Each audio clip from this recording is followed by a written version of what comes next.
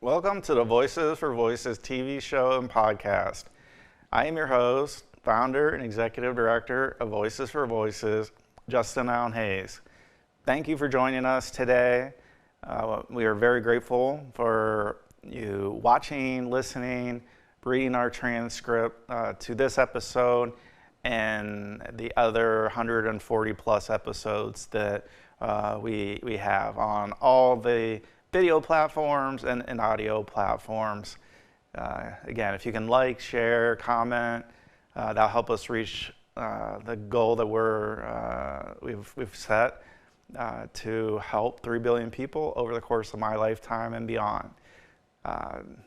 Doesn't cost anything to like and share, comment, and so we really would appreciate that, and thank you for your ongoing support. We can't continue to do this without you.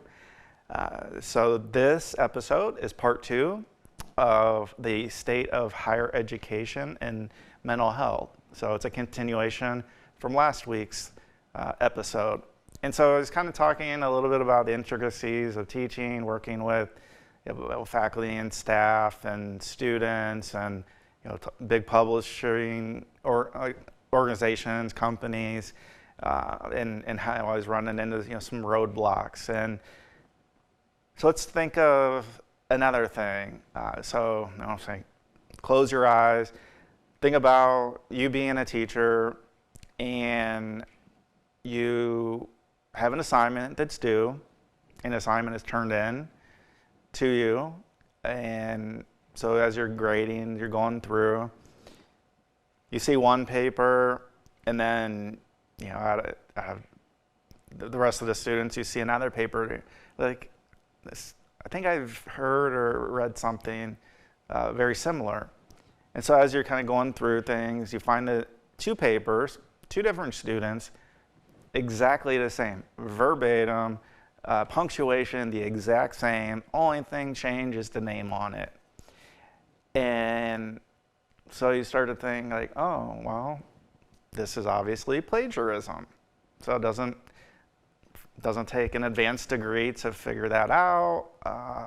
And so I went to the head of the business school, spoke about it, and said, look, in the syllabus, which the university gives a lot of guidelines on, a different, the accommodation, the grade scale. There's all different kind of areas that get covered in the syllabus, and one of them talks about hey, if you plagiarize, you can get a 0 or up to administrative withdrawal, which basically means you, as an instructor, you're kicking them out of that class and they got to take it again at a different time. And as we think about ethics, right, we think about, okay, we have a 1-page paper that's exactly the same, and so I wanted to set an example. And so we hear about, think about court cases, right? So you watch court TV or checking out, and attorneys, they'll talk about, like, we believe this because of this case and this case and this case, happened 5 years ago or whatever. And so they're really just showing their proof. Like, these examples happen, so judge, please rule in our favor. And so I wanted to set an example because the same administrator told me at the very beginning that you have to set an example that students, and I was a student before, so I'm not going after all students. So I understand that, if a student has a full-time faculty member versus a part-time faculty member, sometimes they treat them or a little less respect or what have you. So you need to really stand firm on your kind of guidelines, right? So I looked at that as, okay, I want to set an example so future students will understand that if you turn in the exact same paper, you're out. if you're in, kind of the real world, there are certain things you do that you lose your job over, and having to retake a class is, it's going to maybe cost extra money or what, but you have to set boundaries somehow, some way. If you're going to put it in a syllabus, you have to be able to stand firm.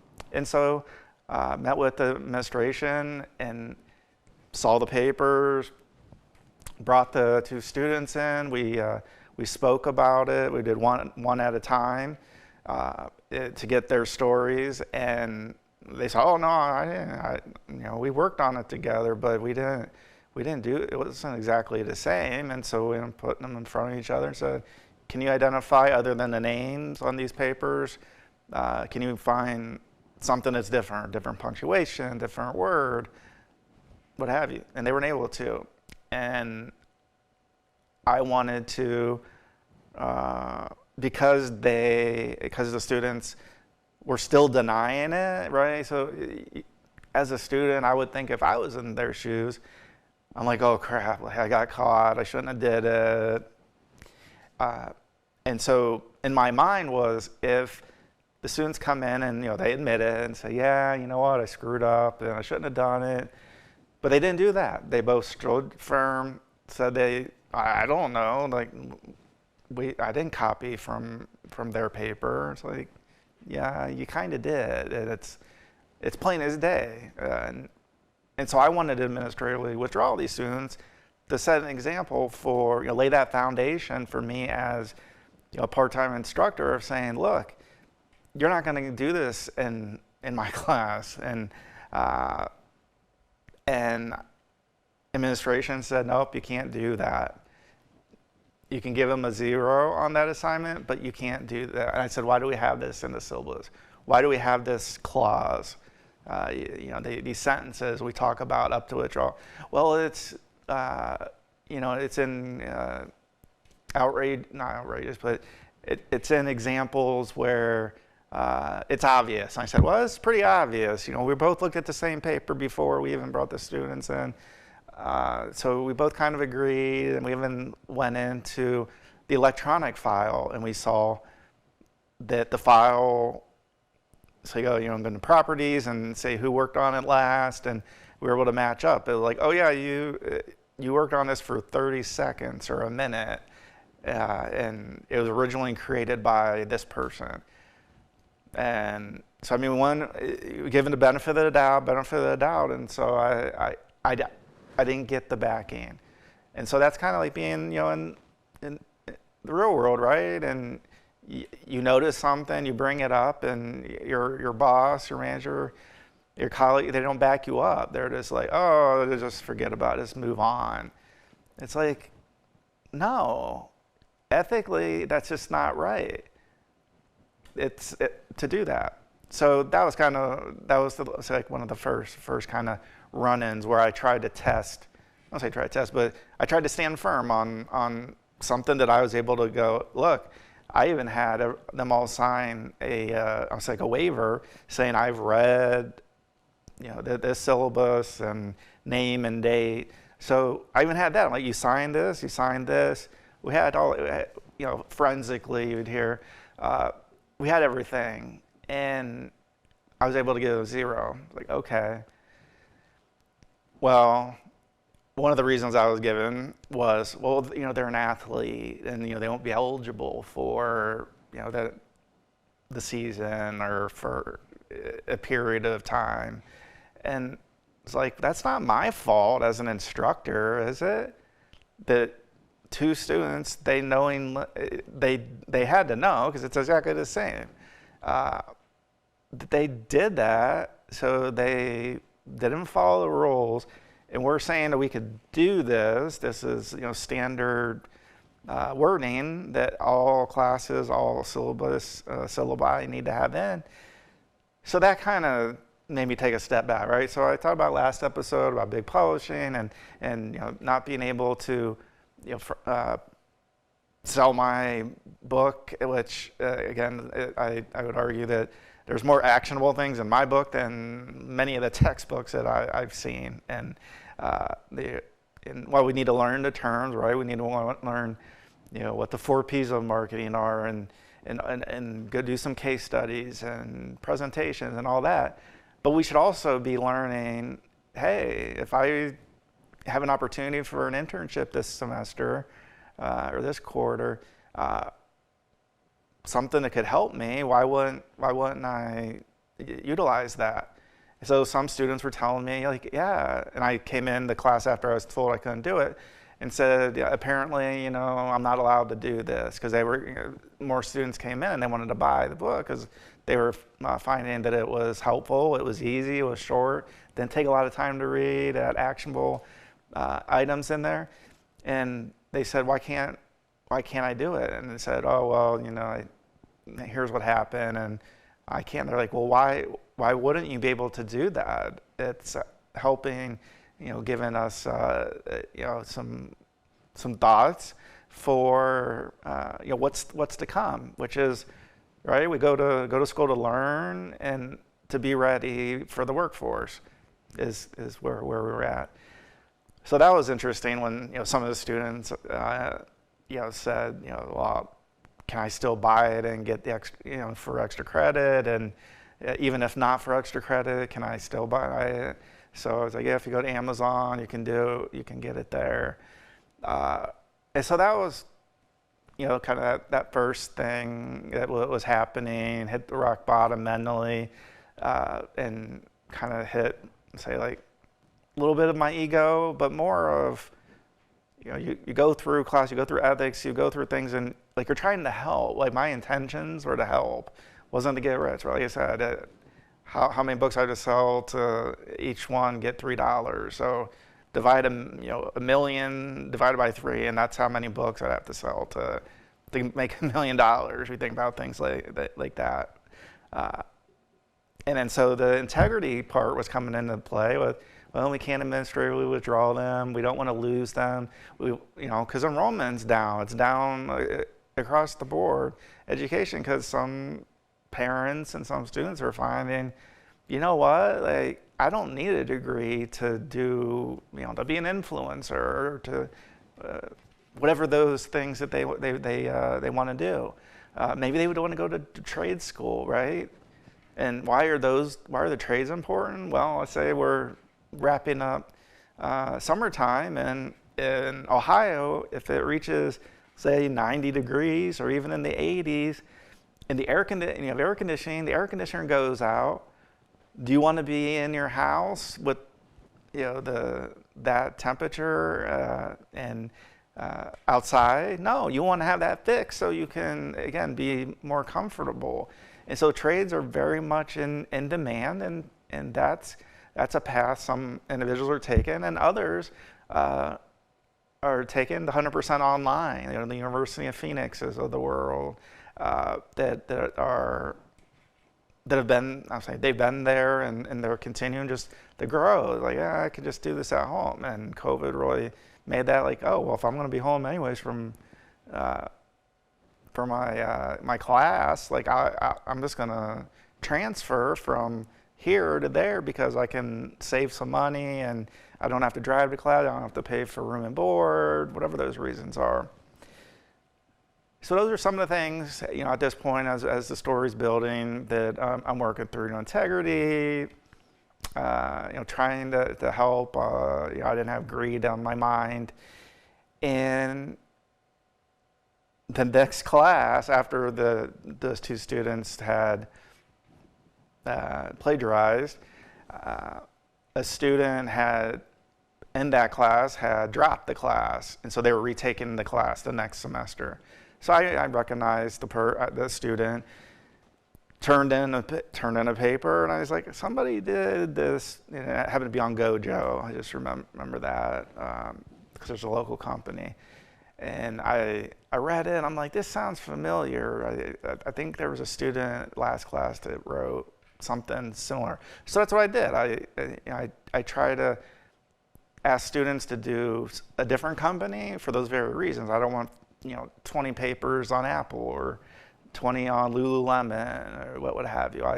I want some diversification. So there's less of an incentive to copy somebody else's paper. So I look at this paper, and then I went back to, I still had the paper from the prior term, and here it was, same papers. I mean, different names, same papers. Changed the name, that was it. Looked at it electronically. The person who had created it was a student that was in the class before. The next person, which was a student that turned it in, the plagiarized paper, again, they edited it for like 20 seconds. It was so short of a time. It was, again, you didn't need any special training to notice that. So now I'm like, this person took a paper, kind of explaining it to the administration, and I said, I want to administratively withdraw this student. They were in the last class. They knew what the breakdown was because they didn't drop the class until after the due date was for that paper. They had a couple extra weeks that they could still be in class before they had to drop it, so the drop date. And so I showed, again, same two papers. Here's the electronic screenshots of the properties on Microsoft Word. Oh, we can't, you can give the student a 0, but you can't administratively withdraw them. And it's like, again, why do we have this in our syllabus? It makes no sense at all. So again, these things are just starting to add up. I'm like, okay, like, you have it in the syllabus. I'm supposed to be partially talking about integrity and ethics, and I'm not allowed, right? I feel like I'm a child. Like, I'm not allowed to do that because, my parent says I'm not allowed to, even though it's written right here or what have you, or we have this contract or this agreement. So that kind of, again, was bothering me. COVID hits. The integrity went down even further because now I'm not able to even see many of the students because we're doing 100% online, and AI is starting to work its way into the mainstream, and it's becoming harder and harder to detect if they're, if somebody else wrote that paper, or they took a chunk of, they went into some AI program. They took a chunk of paper from somebody at UC Berkeley and another half from some student that turned in something similar from University of Wisconsin, or whatever those were. It was very hard to figure that out with the now artificial intelligence really taking a hold. So the main theme here is we take a step back. Publishing, integrity, my book, those types of things. It really brings out, I was like, well, we're being told to be experiential teachers, but the experience is actually less experiential, is really what's occurring. And so we talk about the state of higher education. My experience, 10 years plus that I've had this experience, this is what's occurring at some universities, and it's very troubling. And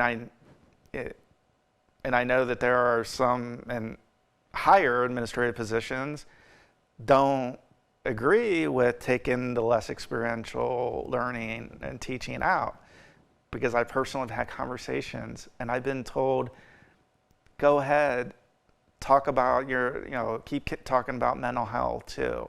Don't, obviously I'm not teaching mental health, but I'm an expert on my mental health myself. And so another way I was kind of brought in, well, don't talk about that because it's a little bit deep. And it's like, well, okay, it's a little bit deep. What about that student that I had whose parent died by suicide and they're working through things? So you mean to tell me that it's too deep for that person to have just a frank conversation? Not talking about the students, I'm talking about here's my mental health and here's me as a human being. You may be going through some of these things, you may not. If you are and you want to talk to somebody, here are ways that you can do that. And so again, on one end, I'm being told, this is a big, obviously it's huge out there. Still, there's a big stigma around it. And I can't think of any other group of individuals than students that mental health is really affecting, even if they don't have a parent or loved one pass away, due to suicide. That individuals, right? I remember moving out of a house and living on campus, and all the different stressors that come with it, and I was just feeling like I could share this, if we're going through an assignment in class, or we're going through something where this could be extra stressful. So, let me know, see me after class. We can meet, obviously privately, and talk through things. Like, I'm not gonna tell on the student. I mean, if the student's saying, here I got a plan, and here's what I'm gonna do, and I'm gonna, that's different. But if it's just a conversation, like, hey, I'm just very stressed, I give extensions on assignments if a student is really truthful when they're talking about, like, I'm just going through a lot. Here things have happened. In fact, I think I'm more welcoming to that they say that. Now, are some using me to have an extension on the paper? Maybe. I can't impact. I can't really control that. But I can say, what? If I was in their shoes, here's how I would hope that a teacher would be. So again, I'm being pulled aside, saying, well, you're talking a little bit too much. You're talking about mental health, and this is a marketing class, and again, in the other year, I'm hearing, go ahead, like, share your experience as it comes up in class, and so I guess as we work our way through to the end of this episode, the second part of this, the state of higher education and mental health, my summation really is, if you're at a job, if you're at a place where there's written language that says, hey, you can do this, and it's not trying to be like, oh, I'm powerful and I'm directing you to do this. I'm just following what the higher administration has put in the syllabus, and that's, to me, integrity if we stick by it. Because the next class that I teach, those students are going to talk to the past students and say, oh yeah, he doesn't implement this, and he doesn't check for this, and you're able to do this, that, and the other. I was a student before I got my MBA, so I got a couple extra years of working through that as a student. So I'm not speaking from like a standpoint of like, oh, well, you should do this and this and this. I'm saying, oh, well, if you're going to put this in the syllabus, you probably should stand up for it, because otherwise people aren't going to learn. They're going to get into the workforce, and they might end up losing their job and not able to pay bills, and it can add to a whole lot of uncertainty, and that could lead to maybe some type of addiction, and it's binge drinking, what have you. That's the path that if we don't stand firm on, I think there's protests out there for different various reasons, and that is understandable. And I never brought any. I've never brought any of that into the classroom. It's all been strictly about learning and trying. I don't want to waste the students' time, so I'm going to and I don't want to waste my time, right? So we're going to go through the content, and I'm going to try to give you, as a student, what I know. Now, you can take it or leave it, but at least I'm going to give that experience. And that's really troubling to find out that some administrators are moving away from that, of saying, oh, I don't want, I had one student come in and tell me, well, he talked about this court case. Well, the court case was very pertinent. Why? How's it pertinent to marketing? Well, it was with the American Marketing Association. I was the president.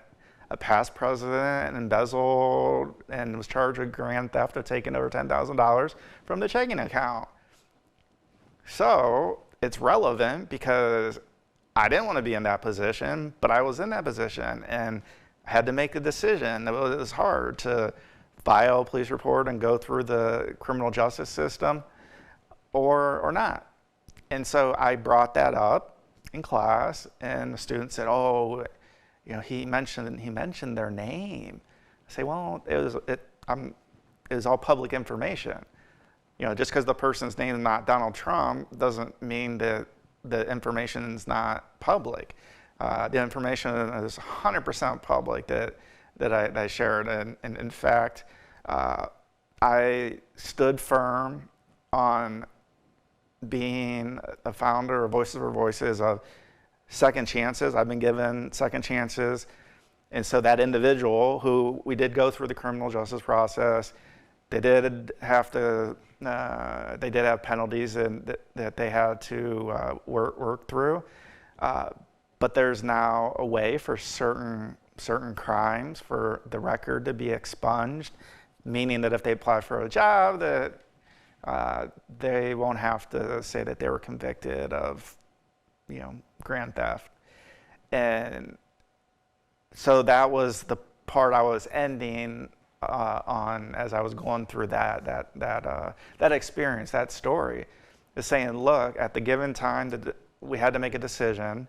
We went through the process as a board, and then person wants this to happen.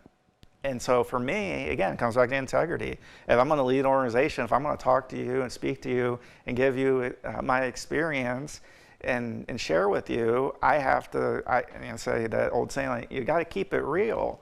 You got to stand up. And so that's where the integrity with the classes and the syllabus and the plagiarism, and then this court case came in.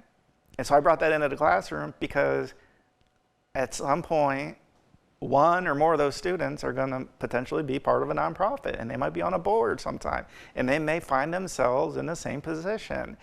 And given the, again, marketing association, marketing class, real world experience, experiential teaching, that I find very troubling that administrators are taking potentially future classes away from instructors that are doing what they're asked to be doing because they're afraid, because enrollment continues to drop.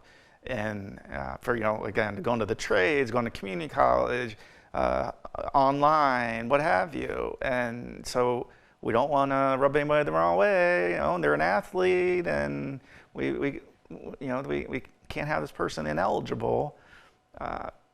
So all this to say, when you're in a situation, you can make whatever decision you would like to make. I, not only as instructor, but as a leader of this organization, will make decisions on integrity. And thank you for tuning into this episode. Very important. Please share, like with others. Until next time, I am the founder and executive director of Voices for Voices, Justin Allen Hayes. And please be a voice for you or somebody in need.